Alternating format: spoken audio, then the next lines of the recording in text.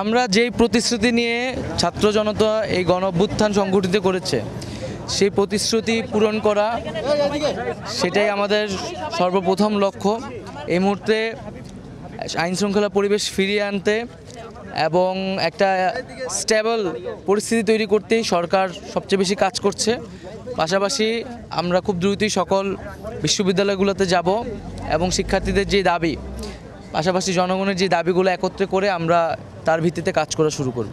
আমি প্রথম যেই কাজটি করব বলে ঠিক করেছি সেটি হচ্ছে, আমাদের আন্দোলনে আমরা দেখেছি ইন্টারনেট বন্ধ করে একটা ডিজিটাল ক্র্যাকডাউন তৈরি করা হয়েছিল এবং সরকারের জায়গা থেকে নানান ধরনের মিথ্যা ব্যাখ্যা দেওয়া হয়েছিল।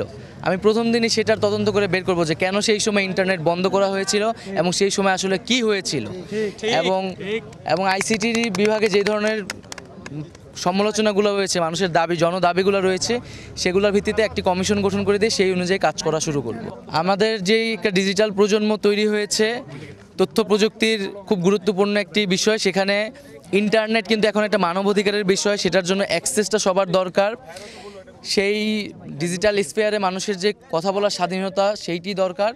সেই জায়গায় যে তথ্য প্রযুক্তি নতুন নতুন বিষয়গুলো বাংলাদেশে আনার ব্যবস্থা করে মানুষকে প্রশিক্ষিত করা, সেই জায়গাগুলোতে আমরা বেশি মনোযোগী হব।